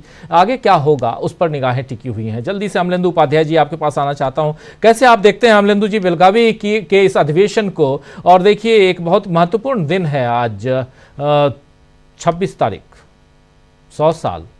अगले साल की तैयारी आरएसएस कर रहा है, वो हम लोग देख रहे हैं। आरएसएस के मुखपत्र की बात हम लोग कर चुके हैं, ऑर्गेनाइजर ने क्या कुछ लिखा है वो भी देख चुके हैं, और इसमें कोई दो राय नहीं है। जिस दिन इनका बयान आया था मोहन भागवत जी का, उस दिन ही हम लोग चर्चा कर रहे थे कि मोहन भागवत जी बोलते कुछ और हैं, लेकिन कर्म कुछ और होता है, कहना कुछ और होता है, करना कुछ और होता है, और वो दिख भी रहा है। कह दिया गया सीधे सीधे, मुसलमानों को अपील करते हुए कहा गया है उसमें जो बातें हैं। तो यहां पर अंबेडकर साहब को लेकर बीजेपी की सोच क्या है वो अमित शाह जी के बयान से समझ में आ जाता है। क्या एक लाइन जो है वो क्लियर लाइन में तब्दील होते हुए, जो बारीक सी लाइन दिखाई देती थी पहले, अब क्लियर लाइन में तब्दील होते हुए हम नहीं देख रहे हैं, जहां बीजेपी की सोच उजागर हो रही है, वो खुद उजागर कर रही है बीजेपी। आरएसएस खुद उजागर कर रहा है कि आरएसएस की सोच क्या है। और ऐसे में कांग्रेस के सामने निर्णय लेने का जो पहले भी तजुर्बा रहा है, लेकिन अब यह निर्णय लेना कितना आसान नजर आता है, कितनी आसानी से कांग्रेस पार्टी बढ़ सकती है आगे, कितनी आसानी से कांग्रेस पार्टी जनता को और वोटर्स को लुभा सकती है, जरा इस पर अपनी बात रखिए। देखिए राजीव जी, एक तो आज बहुत महत्वपूर्ण दिन है, चूंकि 26 दिसंबर 2024 है, और 26 दिसंबर 1924 को महात्मा गांधी ने जब अध्यक्षता की थी कांग्रेस के अधिवेशन की, उसके 100 साल पूरे हो रहे हैं। और राजीव जी, महात्मा गांधी के कांग्रेस के अधिवेशन की अध्यक्षता करने के 1 साल के बाद ही आरएसएस का गठन हो गया, तो उसके भी 100 साल अगले साल पूरे हो रहे हैं। तो यानी आरएसएस के 100 साल को गांधी की अध्यक्षता के 100 साल से चुनौती देने की तैयारी अब कांग्रेस ने कर ली है। ये एक चीज साफ तौर पे समझ में आ रही है, ये कांग्रेस ने बड़ी तैयारी कर ली है। दूसरा बात राजीव जी ये है कि अब आपको ये भी याद होगा कि जब भारतीय जनता पार्टी बनी थी तो सबसे पहले जो इन्होंने अपना जो जारी किया था, एक तरीके से कहा जाए संकल्प पत्र या जो भी कह लीजिए, क्या हुआ, तो उन्होंने इसमें गांधीवादी समाजवाद की बात की थी भारतीय जनता पार्टी ने, कि उनकी जो आर्थिक नीति होगी वो गांधीवादी समाजवाद की होगी। अब वो गांधीवादी समाजवाद के लिए अब वो गांधी को भी गालियां दे रहे हैं और समाजवाद को भी गालियां दे रहे हैं, दोनों को गालियां दे रहे हैं। तो भारतीय जनता पार्टी अब अपने असली स्वरूप में खुलकर सामने आ रही है। अभी तक जो जितने मुखौटे ओढ़ा करती थी वो सारे मुखौटे उसने उतारकर फेंक दिए। यहाँ तक कि बाबा साहब भीमराव अंबेडकर की जो सम्मान का एक मुखौटा थोड़ा सा बचा हुआ था वो भी अमित शाह ने नोच कर फेंक दिया भारतीय जनता पार्टी के चेहरे से, और खुलकर अब भारतीय जनता पार्टी अपनी असली नीति, अपनी असली जो उसकी विचारधारा उसके साथ अब सामने आ गई है। इसीलिए अब दूसरे लोगों को भी कोई परेशानी नहीं है, विचारधारा के स्तर पर खुलकर अब मैदान खुला हुआ है। एक पाले में भारतीय जनता पार्टी खड़ी हुई है अपने एजेंडे के साथ, और दूसरे पाले में इंडिया गठबंधन और कांग्रेस जो है वो अपने एजेंडे के साथ खड़ी हुई है और कांग्रेस ने अपनी तय कर लिया है कि गांधी का जो रास्ता है उस गांधी के रास्ते से चलकर ही जैसे अंग्रेजों को हराया गया था इसी तरीके से इन काले अंग्रेजों को हराया जाना है, ये कांग्रेस ने तय कर लिया है। जो घोषणाएं की गई है जिन कार्यक्रमों की, वो कार्यक्रम जो है राजीव जी भारतीय जनता पार्टी को परेशान करने वाले होंगे। अगली साल जो है जो आरएसएस का 100 साल पूरा हो रहा है उसके लिए जो कार्यक्रम होंगे आरएसएस के, उनके बराबर जो है ये कांग्रेस के कार्यक्रम जो है 26 जनवरी 26 तक जो चलेंगे, ये काफी ज्यादा आरएसएस को परेशान करने वाले होंगे। दूसरा, जो मोहन भागवत जो इस समय कुछ मुखौटे ओढ़ने की कोशिश कर रहे थे, तो उनके लोगों ने ही उनका मुखौटा उतार कर नोच दिया। क्या मुखौटा लगाने की भागवत जी कोई आवश्यकता नहीं है, सीधी सीधी बात पे रहिए, जो अपना एजेंडा है उस पर हम रहेंगे। मनुस्मृति की खुलकर बात करेंगे, तो वो कर रहे हैं, खुलकर बात कर रहे हैं। तो यानी अब आरएसएस ने भी ये तय कर लिया है कि मोहन भागवत नाम के व्यक्ति जो हैं, इनका कोई भी मुखौटा लगाने की कोई आवश्यकता नहीं है इनको, और ये भी खुलकर के अब वही बातें करें जो आरएसएस करता है। तो अच्छी बात यह है कि अब आरएसएस भी खुलकर मैदान में है, भारतीय जनता पार्टी भी खुलकर मैदान में है, और जाहिर सी बात है कि जब ये खुलकर मैदान में है तो दूसरे तरफ के लोगों को भी अब किसी भी तरीके का कोई भ्रम नहीं है कि साहब ये भारत के प्रति थोड़े वफादार हो सकते हैं या ये जो है देश के प्रति थोड़े वफादार हो सकते हैं आरएसएस वाले, भारतीय जनता पार्टी वाले। इस तरह की कोई भी गलतफहमी जो है अब दूसरी तरफ भी किसी को भी नहीं रह जाएगी और खुलकर अब इनसे मोर्चा लिया जाएगा। जी जी बिल्कुल। प्रशांत जी क्या कहेंगे आप? अभी आप प्रेस कॉन्फ्रेंस सुन लिए, कांग्रेस पार्टी की तैयारियां कांग्रेस पार्टी के नेता बता रहे हैं, लेकिन इन सब के बीच देश में जो चल रहा है इसको कैसे जोड़ा जाए? कांग्रेस पार्टी यहां कितनी सजग नजर आती है, कांग्रेस पार्टी यहां कितनी सीरियस नजर आती है इन सब मसलों पे? देखिए राजीव जी, सीरियसनेस तो दिखाई देगी कि जमीन पे क्या उतरता है, और जो बातें समझ में आ रही हैं जो उनके घोषणाओं से, कि कांग्रेस पार्टी एक बड़े मास मूवमेंट की तैयारी कर रही है, और उस मास मूवमेंट में दो चीजें बहुत साफ है, संविधान और सामाजिक न्याय का मुद्दा। आप इस देश की राजनीति को राजीव जी देखिए अगर, तो कांग्रेस एक बड़े राष्ट्रीय आंदोलन का प्रोडक्ट है, और उस राष्ट्रीय आंदोलन का जो इनर्शिया, जो एनर्जी पैदा हुई, उसने कांग्रेस को दशकों तक सत्ता में रखा। उसके बाद जयप्रकाश नारायण ने एक आंदोलन किया, संपूर्ण क्रांति जी, और उस आंदोलन से जनता पार्टी और उसके तमाम सारे घटक सत्ता में आए, और अभी बीजेपी भी वहीं से निकली हुई पार्टी है। तो एक आंदोलन जो है वो राजनीति को प्रभावित करता है पूरे देश की। उसके बाद राहुल गांधी जब निकलते हैं भारत जोड़ो यात्रा पे, वो एक पहला मास मूवमेंट कार्यक्रम था आजाद भारत में कांग्रेस की तरफ से। भारतीय जनता पार्टी ने राम मंदिर को लेकर राष्ट्रीय आंदोलन किया। तो राष्ट्रीय आंदोलन राजनीति को, मासेस को, उनकी राय को बड़े पैमाने पर प्रभावित करता है, चुनाव में भी। अब आप देखिए नरेंद्र मोदी जो है वो किसी आंदोलन के प्रोडक्ट नहीं है, वो कॉर्पोरेट मनुवाद के प्रोडक्ट हैं। उनको बैठाया है कॉर्पोरेट मनुवाद ने अपने हितों की रक्षा करने के लिए। और अब कांग्रेस अगर एक आंदोलन की तैयारी कर रही है, और उसमें बहुत इंपॉर्टेंट बात रेखांकित करने वाली ये है कि इस देश में सामाजिक न्याय के मुद्दे पर, व्यक्ति की गरिमा के मुद्दे पर, डिग्निटी के मामले पर राष्ट्रीय आंदोलन नहीं हुए। आजादी के पहले हुए, आजादी के बाद नहीं हुए जी, एक भी नहीं है। 8 अप्रैल 2018 को एक बंद हो जाता है जो अचानक बिना किसी लीडरशिप के, और वो बहुत ही कामयाब रहा। तो उस तरीके कुछ घटनाएं जरूर देखने को मिलती हैं। मंडल कमीशन के बाद जो रिएक्शन हुआ, लेकिन मंडल कमीशन भी एक किसी राष्ट्रीय आंदोलन के दबाव में लिया गया फैसला नहीं था। उसके लिए चेतना जरूर थी, लेकिन वो राजनीतिक कमिटमेंट था बीपी सिंह का, उन्होंने कर दिया। तो इस देश में कांग्रेस के इस आंदोलन के जरिए सामाजिक न्याय का एक बड़े आंदोलन की आवश्यकता है,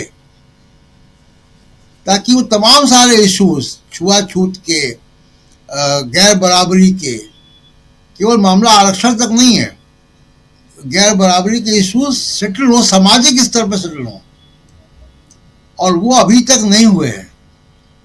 जो संविधान जिसकी कमिटमेंट जो वादे करता है संविधान, वो लागू नहीं हुआ है जमीन पर। अभी भी आपको कल भी हम लोग चर्चा कर रहे थे कि ऐसा क्यों है संविधान के 75 साल बाद भी कि अगर कोई दलित अपनी बारात लेकर निकले तो उसके ऊपर 2 थानों की पुलिस लगती है। ये क्यों है? अभी भी कुएं अलग क्यों हैं? अभी भी ऐसा क्यों खबरें आती हैं कि किसी खाना बनाने वाली को स्कूल में मिड डे मील को निकाल दिया गया क्योंकि वो दलित समाज से आती थी, और सवर्ण बच्चों ने खाना खाने से इनकार कर दिया, उनके अभिभावकों ने ऑब्जेक्शन किया। ये खबरें अगर आती हैं, इसका मतलब है कि संविधान अभी भी जमीन पर लागू नहीं हुआ है, और एक बड़े सामाजिक आंदोलन की आवश्यकता है देश में, जो कि गैर बराबरी के खिलाफ एक चेतना जो है वो आए। मुझे लगता है कि अगर कांग्रेस इस आंदोलन को कामयाबी के साथ जमीन पर ले जाए तो पहली बात कि इसकी जरूरत है, और दूसरी बात ये देश की राजनीति को बड़े लंबे आने वाले समय के लिए बदल देगा। जी राजनीति बिल्कुल बिल्कुल, देश की राजनीति को लंबे समय तक का आने वाले समय में वो बदलते हुए हम देखेंगे। लेकिन आप कैसे देखते हैं प्रोफेसर साहब, अभी आप प्रेस कॉन्फ्रेंस सुन रहे थे, उन तैयारियों पर थोड़ा आपका नजरिया कैसे देखते हैं आप? अगले साल कांग्रेस पार्टी राष्ट्रीय स्तर पर पदयात्रा करने जा रही है, कितना इससे नफ़ा कितना नुकसान? नुकसान की बात तो नहीं, पदयात्रा हम लोग देख चुके राहुल गांधी की, और उसमें नफ़ा ही नफ़ा। बहुत मोबिलाइज किया राहुल गांधी ने, कांग्रेस पार्टी को काफ़ी यहाँ पर जगा के रख दिया अपने कार्यकर्ताओं को। आगे क्या कुछ आप देखते हैं? और यहाँ से अगले अप्रैल महीने के पहले या दूसरे सप्ताह में AICC की बड़ी सी बैठक जो है वो होने जा रही है गुजरात में, इसको कैसे देखा जाए? मूल्यांकन हम लोगों को करना चाहिए।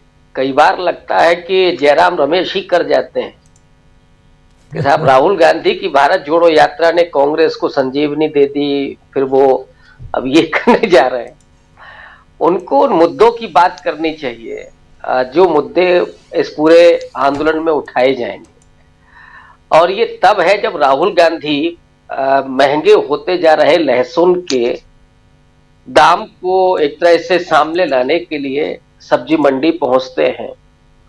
और राहुल गांधी ने अपनी उस भारत जोड़ो यात्रा के अतिरिक्त जो छोटी छोटी जगहों पर जाकर के यात्राएं की हैं, मैं समझता हूं कि वो उसकी एक तरह से पूरक हैं और बड़ी भूमिका अदा कर सकते हैं।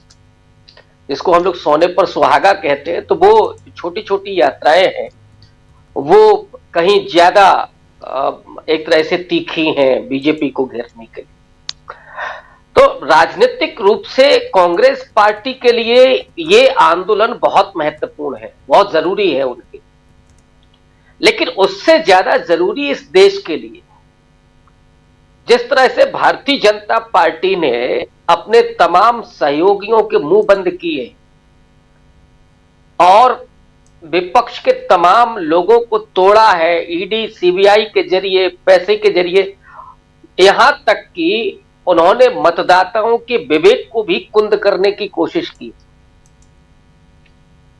वो एक तरह से मतदान की पूरी प्रक्रिया को हाईजैक करके जो मताधिकार मिला है उस पर डाका डालने का काम भारतीय जनता पार्टी कर रही है। ऐसे समय में कांग्रेस को एक बड़े जन आंदोलन की आवश्यकता है, देश के लिए भी और अपने लिए तो है ही जी, क्योंकि कांग्रेस पार्टी जिस विरासत से निकल करके आ रही है और जिन मूल्यों को उसने हमेशा तवज्जो दी है, सरकारों में रहते हुए बहुत सारी कमियां भी होती हैं और हम लोग लगातार उसकी बात करते रहे हैं, और बहुत सारी गलतियों से कांग्रेस पार्टी ने सीखा भी है। लेकिन वो एक ऐसी पार्टी है जो हमेशा मिडिल पाथ पर चलती रही और उसने समय की चुनौतियों का मुकाबला करने के लिए अपने एजेंडे को बदला भी, लेकिन कभी यह नहीं हुआ कि उसने फांसीवाद के साथ गठजोड़ किया हो या उस जैसे। और अभी नीतीश कुमार क्या है कि साहब आप संभल में हमारे साथ आ जाइए, इस तरह की आइडियोलॉजी पर कांग्रेस पार्टी ने कभी कदम नहीं रखा, इसलिए वो देश के लिए भी जरूरी है उसका आंदोलन। लेकिन मैं समझता हूं कि कांग्रेस पार्टी जो आज दलितों के साथ हो रहा है, जमीन पर जिस तरह से हो रहा है, अभी प्रशांत जी ने कहा कि क्या वजह है कि आज भी दरअसल जो पूरा माइंडसेट है, अभिजातवादी माइंडसेट, वो अभी तक बदला नहीं है। भले ही अस्पृश्यता का अंत अनुच्छेद 17 के जरिए कर दिया गया, और यही कारण था कि 1989 में राजीव गांधी को SC/ST एक्ट लेकर के आना पड़ा। कांग्रेस पार्टी पता नहीं क्यों नहीं बता पाती इन सब चीजों को, और उसी SC एक्ट को डाइल्यूट किया गया था सुप्रीम कोर्ट के जरिए मोदी सरकार के इशारे पर, और फिर वो 2 अप्रैल वाला आंदोलन खड़ा हुआ, वापस करना पड़ा उसको। तो आज जो हो रहा है महिलाओं के साथ क्या हो रहा है, को ताज्जुब होना चाहिए कि हम लोग 21वीं शताब्दी में हैं, और एक वो अपने आप को महाकवि कहता है, वो B ग्रेड का कवि, वो साहब हमला करेगा कि रामायण घर का नाम रख लेने से नहीं बेटियों को, और खुद की बेटियां क्या कर रही। अच्छी बात है वो ब्रिटेन में पढ़ रही हैं, और ये हर माता पिता की ख्वाहिश होनी चाहिए कि बच्चों को अच्छी जगह पढ़ाएं जी। लेकिन पर उपदेश कुशल बहु तेरे, उससे ज्यादा महत्वपूर्ण अगली पंक्ति है कि जे आचरहि ते नर न घनेरे, खुद नहीं करेंगे दूसरे को सिखाएंगे। यहां सबको त्रिशूल पकड़ाएंगे, अभी त्रिशूल वितरण का कार्यक्रम चल रहा है RSS का, लेकिन उनके बेटे बेटे कोई LLM करेगा, कोई BCCI का, और फिर ICC का चेयरमैन बनेगा। ये देश को जहां पर लेकर के जा रहे हैं उसके खिलाफ मोर्चेबंदी करना और सेक्रीफाइस की हद तक वो जज्बा जो राहुल गांधी में दिखाई पड़ता है, ये वो कांग्रेस पार्टी है जिसने हजारों लोगों के साथ आंदोलन किए, जेलें की यात्राएं की, कुर्बानियां दी। लेकिन आज उसी बिहार में जहां से पहला सत्याग्रह शुरू किया था गांधी जी ने चंपारण से, वहीं पर क्या हो रहा है कि गांधी जी के भजन को जो स्त्री गा रही है, लोक गायिका है, उसको सॉरी बोलना पड़ता है। ये आप जॉम्बी ग्रुप पैदा कर रहे हैं, कहां लेकर के जाए। तो चाहे वो ओबीसी का सवाल हो, किसानों का सवाल हो, नौजवानों का कितना बड़ा सवाल है, ये विश्वगुरु बना रहे। अभी मोदी जी, अब कल किसी ने लिखा था कि मोदी जी सेंटा हैं अडानी के, सारी तिजोरी अडानी साहब की भरी जा रही है। यहां किसान MSP की मांग कर रहा है पिछले 3-4 साल से, क्या हो रहा है साहब, आप क्या कर क्या रहे हैं। इन मुद्दों पर बड़ी मुखरता के साथ उस पार्टी को जिसके अपने DNA में है, आंदोलन भी है, ब्रिटिश हुकूमत से लड़कर के जीतने की एक तरह की उसके पास खाती है, तजुर्बा है सत्ता में रहने का, और अब तो विपक्ष में भी रहने का तजुर्बा 10 साल का कि कैसे लड़ना है। और राहुल गांधी जैसी शख्सियत संघर्षशील और खड़गे जी जैसा अनुभवी नेता, ये जब है तो फिर डर काहे का जी। फिर तो खुल करके। और मुझे लगता है कि ये जो ऐलान हुआ है ये देश के लिए बहुत अच्छा ऐलान है, देश के कमजोर वंचित लोगों के लिए बहुत बड़ा ऐलान है, आदिवासियों के लिए। आज जो हो रहा है, जमीनें उनकी बेची जा रही, उनके अस्मिता के साथ खिलवाड़ हो रहा है, उनकी संस्कृति के साथ खिलवाड़ हो रहा है। तो उसके लिए ये आंदोलन बेहद महत्वपूर्ण है। और कांग्रेस को हम लोग तो कई बार कह चुके हैं कि ये सब काम करना चाहिए, देर आए ही सही, लेकिन कम से कम उस लाइन पर आ रहे हैं।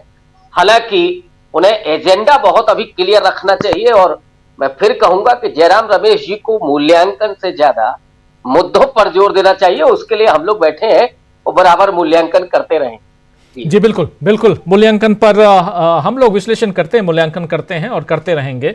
जरा डॉक्टर प्रकाश हिंदुस्तानी जी, आपके पास एक बार फिर से आना चाहता हूं। आपको लगता है क्या कि यहां से परिस्थितियां बदलते हुए नजर आती हैं? क्या यहां से 2025 की सूरत, सियासी सूरत, तस्वीर बदलते हुए आप देखते हैं? डॉक्टर प्रकाश हिंदुस्तानी जी शायद नहीं जुड़े हुए हैं, लेकिन शकील अख्तर जी। देखिए राजीव जी, ये जो गुजरात में कांग्रेस ने अपने अधिवेशन की घोषणा की है अप्रैल के फर्स्ट या सेकंड वीक में, ये बहुत ही महत्वपूर्ण है। कांग्रेस का इसको प्लेनरी कहते हैं, महाअधिवेशन होता है हिंदी में, अंग्रेजी में इसको प्लेनरी कहते हैं। ये कांग्रेस का सबसे बड़ा समारोह होता है जिसमें एआईसीसी के सारे मेंबर शामिल होते हैं। एआईसीसी के मेंबर्स जो होते हैं वो हर जिले से, प्रदेश से चुने गए हुए होते हैं और यही कांग्रेस के सबसे फुट सोल्जर होते हैं ये।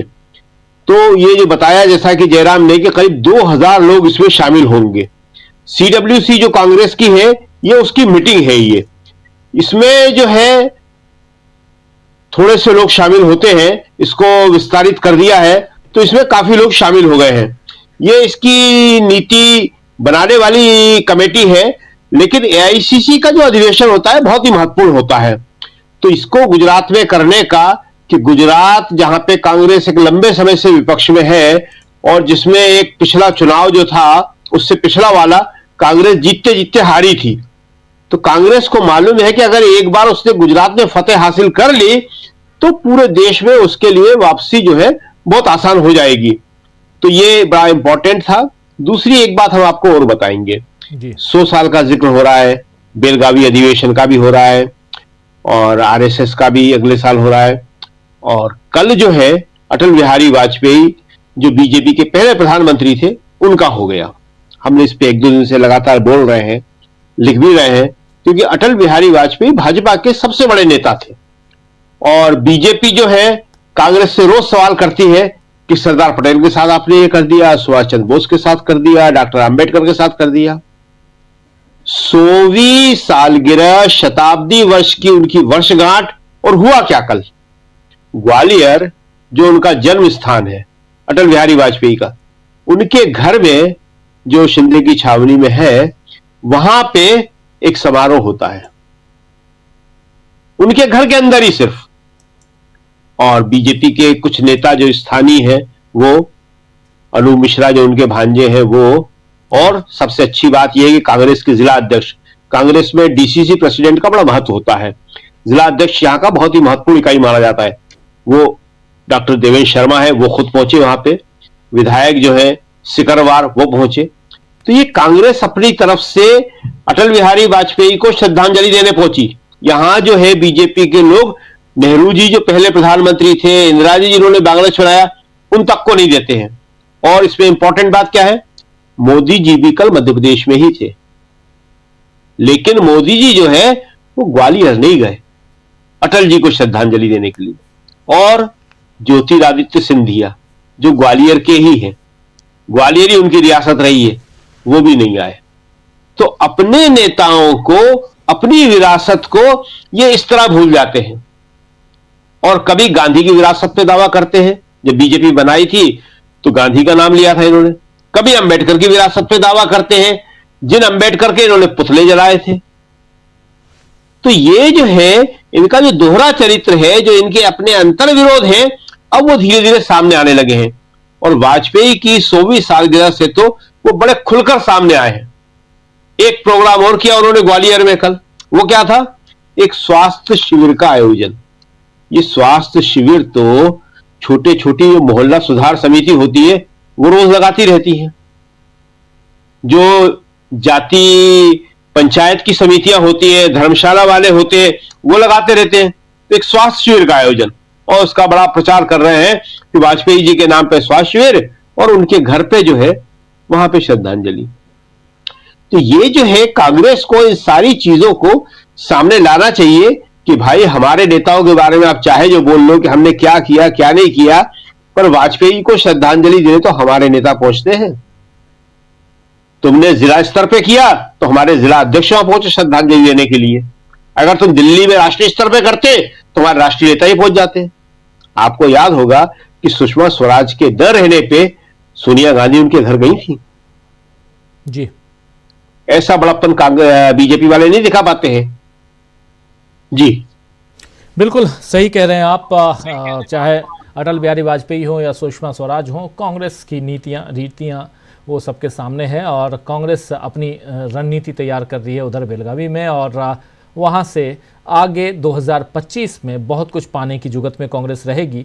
कहाँ तक आगे बढ़ती है ये देखते हैं। लेकिन एक क्लोजिंग कमेंट चाहूँगा अमलेंदु उपाध्याय जी आपसे। अमलेंदु जी, आरएसएस बनाम बेलगावी, कौन किस पर भारी नजर आता है? अमलेंदु जी। राजीव जी, अब हल्का भारी का तो अब मामला बंद हो गया है 4 जून 2024 के बाद से, क्योंकि जो ये अगले सब पे भारी हुआ करते थे वो बहुत हल्के हो गए, बहुत हल्के निकले वो।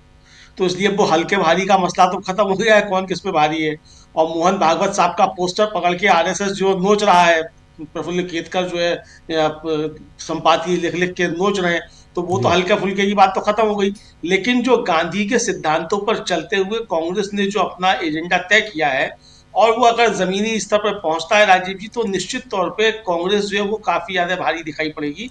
और इसलिए भी भारी दिखाई पड़ेगी कि जो मल्लिकार्जुन खड़गे ने कहा कि हम महात्मा गांधी की विरासत के वारिस हैं, तो अगर महात्मा गांधी की विरासत के वारिस हैं तो कश्मीर से लेकर कन्याकुमारी तक भारत एक है, और भारत की एकता और अखंडता के रक्षा की जिम्मेदारी जो है वो भी कांग्रेस की है, किसी आरएसएस या किसी भारतीय जनता पार्टी या किसी नरेंद्र मोदी की नहीं है।